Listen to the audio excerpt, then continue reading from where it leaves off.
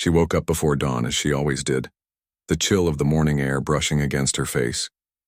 The camp was quiet except for the soft hum of distant helicopters and the occasional murmur of soldiers moving about, checking gear and preparing for the day ahead. She had been on countless missions before, each one testing her limits, each one demanding focus and courage. But today felt different. There was a tension in the air that she could feel deep in her bones, a quiet warning that something was about to happen that no training could fully prepare her for. Her team gathered silently around the map spread on the dusty ground. They went over their objectives one last time, tracing routes, noting checkpoints, and marking areas that could be dangerous. She listened carefully, absorbing every detail. She had been a soldier for years, and every operation required more than skill. It required instinct, and she had plenty of both. Her teammates trusted her judgment, and she trusted them with her life. They were not just a unit. They were a family forged under fire, bound together by shared risk and loyalty. The mission was critical. Intelligence had revealed enemy activity in a remote valley far from any safe base. Their job was reconnaissance, observe, gather information, and return without being seen. It was the kind of mission that could change the course of a larger operation, but it was also the kind that left no margin for error. They moved out just as the sun was beginning to rise, the sky painted with shades of orange and pink. The quiet beauty of the morning felt almost unreal compared to the danger that awaited them. She led her team with careful precision, navigating the rocky terrain with the ease of someone who had memorized every step. They were cautious, but the enemy was clever too, and danger could be around any corner. Hours passed and they made steady progress, each small victory and movement feeling like a quiet triumph. They communicated in whispers, eyes constantly scanning the horizon, hands never far from their weapons. By midday they had reached the edge of the valley where they were to set up observation points. The landscape stretched out before them, harsh and unforgiving, yet strangely beautiful. The sun was high now and the heat pressed down, making every step heavier. She signaled for her team to split into small units to cover more ground. She took the highest vantage point, binoculars in hand, eyes scanning the valley for any sign of movement. At first, everything seemed quiet. Too quiet. She had learned from experience that silence could be more dangerous than noise, that the absence of signs often meant a trap was waiting. And then she saw it, a flash of movement at the far end of the valley. A small group of armed individuals, cautious but determined, moving in a pattern that suggested reconnaissance of their own. She signaled back to her team, noting their positions and calculating how to avoid detection while continuing their mission. The tension grew with every passing minute. They were deep in enemy territory, and one wrong move could be catastrophic. Her heart raced, not with fear, but with focus. She had faced danger before, but there was something about this moment that felt heavier, as if the valley itself held its breath, waiting for what would come next. They moved with silent precision, communicating through subtle gestures, every sense alert. Then, without warning, it happened. The enemy ambushed them. From hidden positions along the cliffs and ridges, gunfire erupted, echoing off the rocks in a deafening roar. The team dropped to the ground, hearts pounding, adrenaline surging. She could hear the shouts of her teammates, the sharp commands, the sound of weapons firing. The plan had crumbled in an instant, replaced by chaos and survival. She acted quickly, barking orders, coordinating defense, and moving her team to safer positions. Every move mattered. Every decision could mean life or death. She felt a searing pain as a bullet grazed her shoulder, but she pushed through it, focusing on keeping her team alive. She saw one teammate take a hit and instinctively ran to cover them, dragging them to a safer spot. Fear was there, but it was buried under training, under the need to survive, under the need to protect those she considered family. Minutes felt like hours. The ambush was relentless, the enemy well prepared, their numbers greater than expected.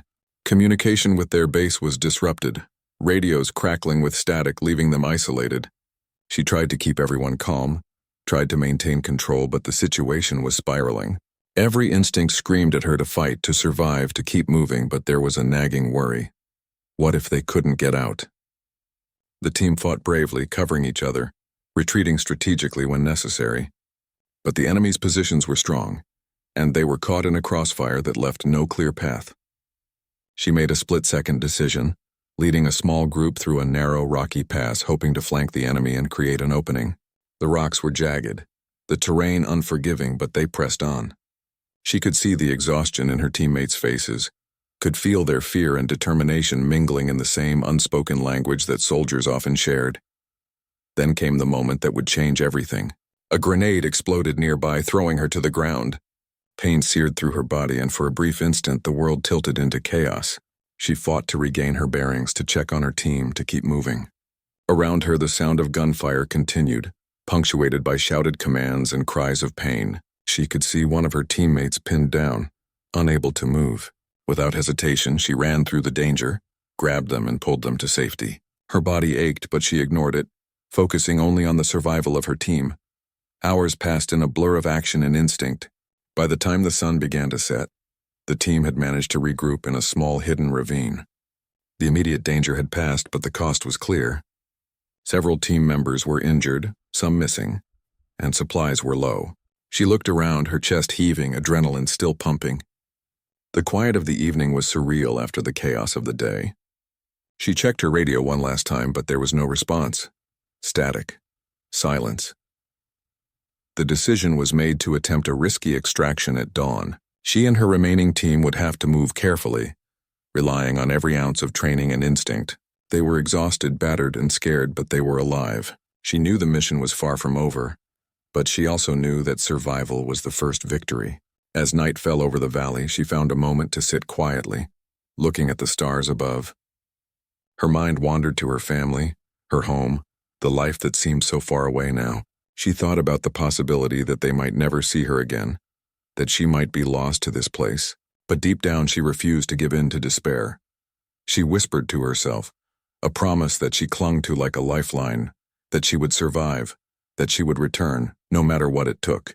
The night was long, and the dangers were many, but her determination burned brighter than any fear. She knew that tomorrow would bring new challenges, new risks, but she also knew that she had faced impossible odds before and had come through. She closed her eyes briefly, letting the exhaustion wash over her, but never letting go of that small, unwavering spark of hope. And as the first light of dawn touched the peaks of the valley, she rose once more, ready to face whatever came next. The mission was far from over, the dangers still very real and the outcome uncertain, but she was alive, and as long as she was alive, there was a chance. She had survived the ambush, but the relief was short-lived. The valley that had seemed so empty was hiding dangers she could never have imagined. She moved carefully with the remaining members of her team, eyes scanning every ridge, every shadow, every movement. Their supplies were running low, wounds were slowing them down, and the hope of immediate extraction was fading with each hour. She could feel the weight of responsibility pressing down on her, heavier than any pack she had ever carried. Every decision mattered, every step could mean life or death. Then it happened. A sudden movement in the brush caught her attention. Before she could react fully, a group of men emerged, armed and aggressive. The enemy had found them again, and this time there was no cover, no easy escape. She fought fiercely, using every skill she had learned over years of training, but the numbers were overwhelming. In the chaos, she was separated from her team. She ran, dodging and weaving through the rocky terrain, but a sharp blow to her head sent her tumbling into darkness. When she woke, she was in a dimly lit room, the walls bare and cold. Her body ached, her head throbbed, and every movement sent waves of pain through her. Panic rose, but she forced it down, focusing on breathing and staying calm. She had been captured. She had known the risks, but now the reality of it hit harder than any bullet or grenade ever could. The room smelled of dust and despair, a place where hope seemed to have no meaning. Days turned into weeks. She was isolated, unable to communicate with anyone from her world. The captors were strict and cruel, but she noticed patterns, small moments of routine she could use to her advantage. She observed their movements, their habits, their weaknesses. Each day was a test of endurance, patience, and mental strength. She learned to sleep in short bursts, to eat what little was given, and to stay invisible when needed. Survival became her full-time mission, even more important than any operation she had ever undertaken in the military. Time passed in a blur. The seasons changed outside the small windowless room she had been confined in. She had lost track of days, months, even years, but she never lost herself. She remembered her training, the lessons that had saved her life before, and applied them now in ways that were far more personal. She practiced restraint, observing, planning, preparing for a chance to escape. Even in captivity, she refused to give up the hope of freedom. There were moments of despair, nights when she cried quietly to herself, thinking of family she might never see again. She remembered their faces, the warmth of home, the sound of laughter, and it was both a comfort and a sharp ache in her chest. But she never allowed herself to surrender to hopelessness. She reminded herself that giving up would make all of her training, all of her survival skills meaningless. She would endure. She had to. The captors tried to break her spirit in other ways too. They would threaten her, isolate her for days, or move her to harsher conditions. Each tactic was meant to make her submit, to make her betray her own inner strength. But she had survived worse, and she learned quickly that fear could be controlled, that pain could be endured, and that patience could outlast cruelty. She became skilled at reading the captors' moods, predicting their movements, and finding small advantages where she could.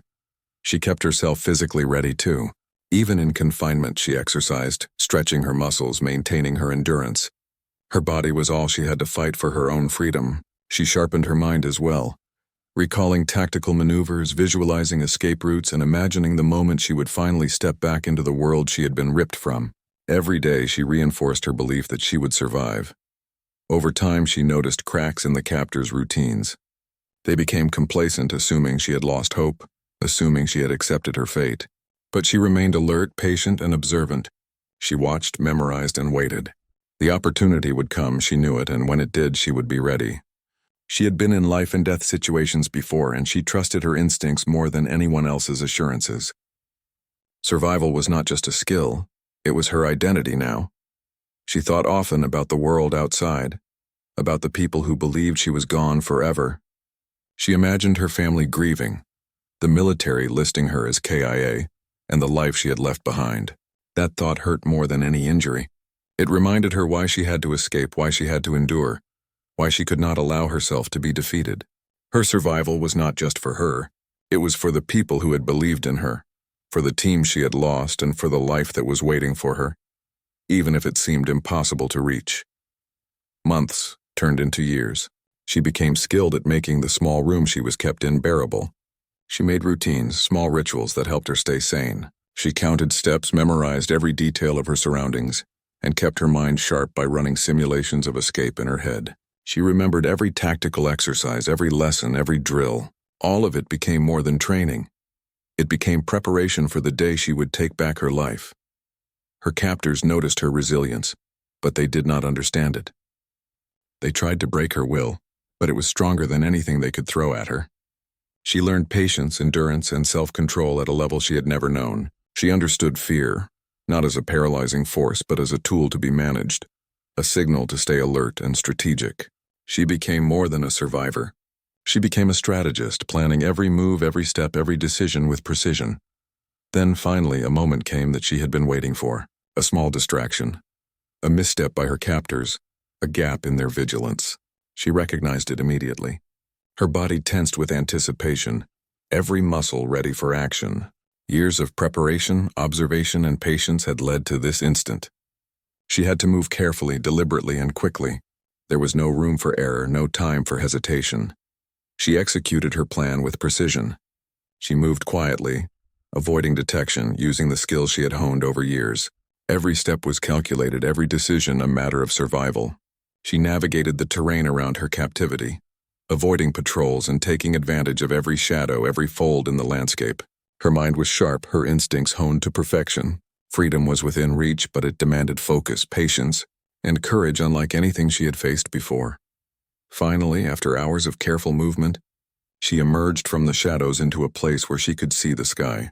The air felt different, alive in a way that the confined space never had. She inhaled deeply, the scent of freedom filling her lungs, fueling her determination. She was not safe yet, but she was closer than she had been in years. Each step brought her nearer to a world that had moved on without her, a world that still believed she was gone. She pressed on, through forests, across rivers, and over rocky terrain. Her body ached from years of confinement, but her spirit drove her forward. She remembered every lesson, every challenge, and every obstacle she had overcome. Nothing could stop her now. She was alive, determined, and free in a way that no one could take away. Every step was a victory, every breath a testament to her endurance and courage. At night she would rest briefly, keeping watch over her surroundings. Sleep was scarce but necessary. She dreamed of the life she had lost, the people she loved, and the world she would return to. Those dreams were both comfort and motivation, reminding her that she had a purpose beyond mere survival.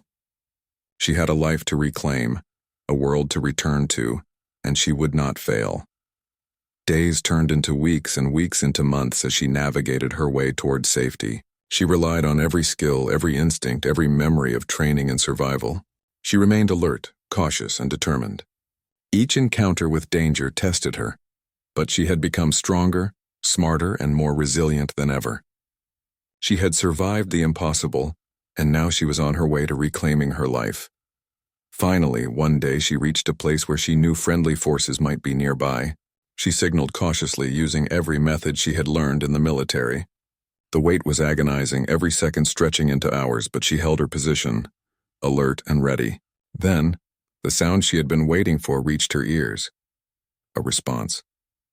Voices, friendly and reassuring, breaking through years of silence and fear. She was not alone anymore.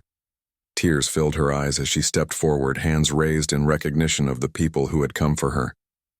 After all those years of isolation, fear, and struggle, she was finally returning to a world that had never forgotten her, even if it had thought she was gone forever.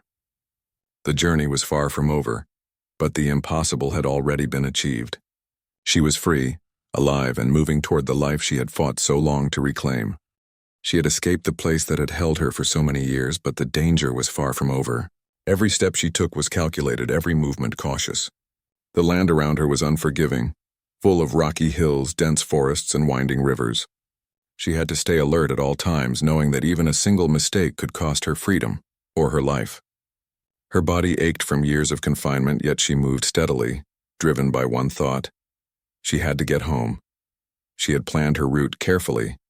She knew where the enemy patrols were likely to be, which areas offered cover, and which parts of the terrain could slow her down. Her mind ran constantly, mapping her surroundings, anticipating dangers, and creating contingencies.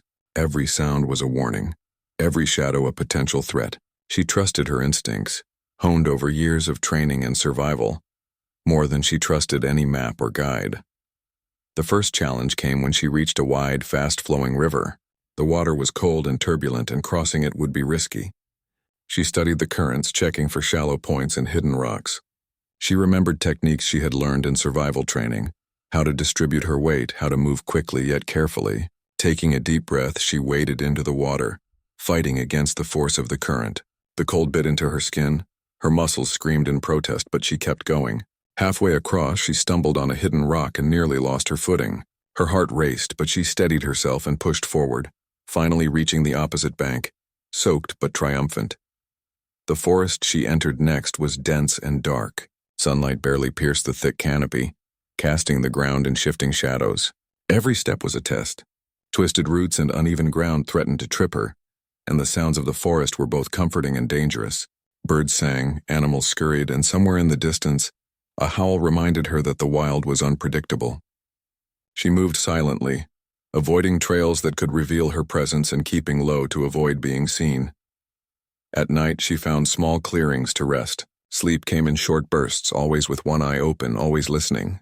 Hunger gnawed at her, but she forced herself to ration energy, eating whatever she could find that was safe. Each meal was a reminder of how fragile survival could be, and how every small victory mattered. She learned to appreciate the simplest things: a clean drink of water, a quiet moment, a patch of soft ground to lie on. She also had to confront the fear that never left her. Memories of captivity, of the ambush, of the years lost haunted her. They whispered doubts, reminding her of how far she had come and how much further she still had to go. But she refused to let fear control her. She focused on what she could do, on what she had learned, on what she could control. Her mind became her weapon, her strategy, and her shield. Days passed, each one a battle against exhaustion, hunger, and the elements. She encountered unexpected dangers, sudden storms that drenched her clothes and made paths slippery, wild animals that startled her in the dark, and areas where the terrain itself seemed to conspire against her. She adapted, using knowledge she had accumulated over years of training and survival. She created makeshift shelters, learned which plants were edible, and found ways to stay warm and safe. Every obstacle she overcame reinforced her belief that she could survive anything. She met people along the way, villagers who looked at her with suspicion, some offering help cautiously. She had to navigate these interactions carefully. One wrong word could reveal her identity, or worse, put her back in danger. She learned to read expressions, to sense intentions, and to take only what was safe and necessary. Even a small act of kindness or trust became a lifeline, reminding her that not everyone in the world she had returned to was hostile. Her escape became a test of endurance more than skill. Her legs were scratched and bruised from the terrain, her skin sunburned and wind-chapped, her hands raw from climbing and navigating obstacles. Pain was constant, but she had learned to manage it, to focus on the goal rather than the suffering. Every step forward was a victory, every moment of safety a reminder that she was still alive. The nights were the hardest. Alone in the darkness, surrounded by strange sounds and unknown dangers, she faced the weight of everything she had endured. Memories of the team she had lost, the friends she might never see again, the family who had mourned her. All of it pressed down like a heavy cloak. She allowed herself brief moments of grief, of anger, of longing, but she never allowed despair to take hold.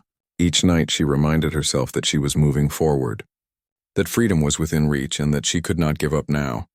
She crossed valleys and hills that seemed endless, each step testing her resolve. Rivers and streams became obstacles she had to overcome. Forests became mazes she had to navigate, and the weather became an unpredictable enemy. She learned to move silently, to sleep lightly, to ration her strength. Every mistake could be fatal, so she moved with careful attention, relying on the sharpness of her mind and the steadiness of her body. One day, she came across a small group of friendly locals. She approached them cautiously, showing signs of peace and explaining her situation in the simplest terms. Their initial suspicion gave way to empathy, and they offered food, water, and guidance.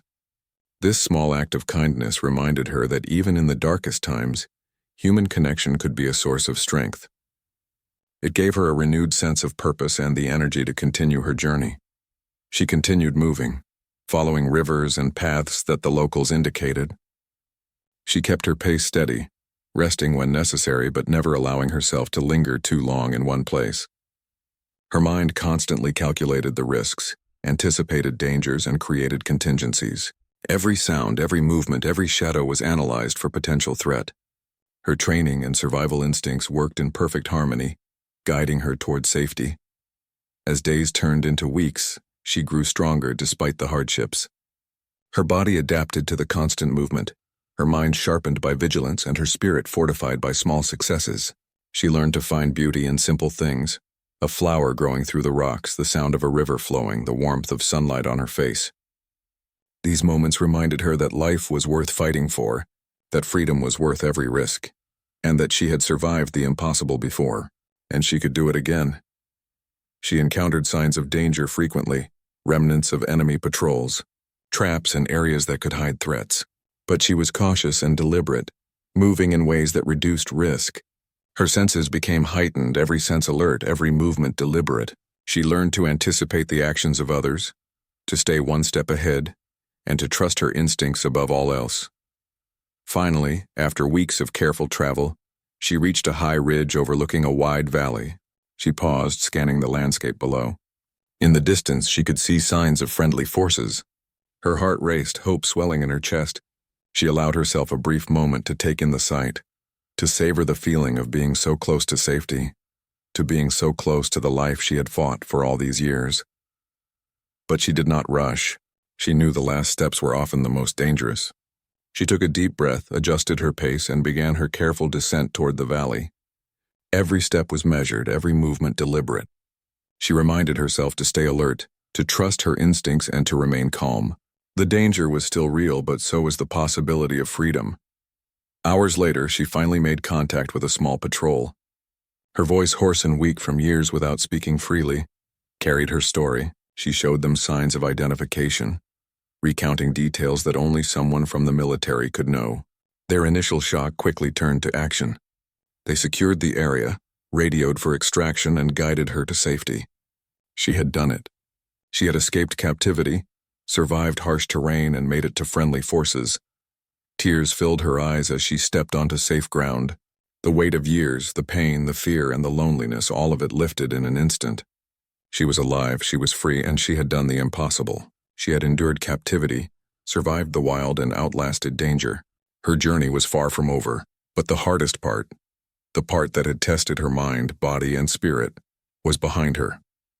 She had reclaimed her life one step at a time, and nothing could take that away. She stepped off the helicopter onto the base, her boots crunching on the gravel, and for the first time in years, she felt safe. The world she returned to was the same, yet completely different. 15 years had passed since the ambush in the valley, and so much had changed. Faces she remembered were older, buildings had shifted, and life had moved forward without her. She felt a strange mix of relief, disbelief, and unease. She had survived the impossible, but now she had to survive a different challenge. The world that thought she was gone forever. As she walked through the gates, soldiers stopped in their tracks, eyes widening, mouths opening in shock. Whispers spread quickly through the base. She saw the disbelief, the wonder, the emotions flickering across their faces. She was supposed to be dead, declared KIA, a name on a list that families had grieved for years. Yet here she was, alive, standing before them, the impossible having come to life. Her mind tried to process it all, but there was no time. She had to get through the formalities, the medical checks, and the questions. The medical team took her immediately, checking her for injuries, nutrition deficiencies, and signs of long-term captivity. They marveled at her physical resilience, the strength that had allowed her to survive so many years in harsh conditions. Every wound, every scar, every mark told a story of endurance and courage. The doctors treated what they could, but her spirit was what truly astonished them. She was thin, but there was power in her eyes, determination in her posture, and an unshakable calm that came from surviving the impossible. After the initial checks, she was led to a secure room where her superiors and a few old comrades awaited. Their expressions were a mix of shock, relief, and joy. Some struggled to speak, others tried to hold back tears. She saw the friends she thought she had lost forever. Men and women who had mourned her death, whose lives had been shaped by the assumption that she was gone. Now standing before them, she realized how much she had been missed, how her survival was not just her victory but a gift to everyone who had believed in her. Her first conversation was simple, almost painfully so. They asked questions and she answered, recounting the ambush, the capture, and the years she had endured in captivity. She spoke carefully, choosing words that conveyed truth without revealing unnecessary details that could put others at risk. Her story was harrowing, yet she told it with quiet strength, focusing on survival rather than despair. The room was silent, save for the occasional intake of breath, the subtle sound of hands gripping chairs in disbelief. News spread quickly beyond the base. Her family was notified with careful caution, and soon they arrived, rushing through the gates with tears, hugs, and cries of disbelief. She had imagined this moment countless times during captivity, visualizing their faces, the relief, the overwhelming joy. Yet the reality was far more intense.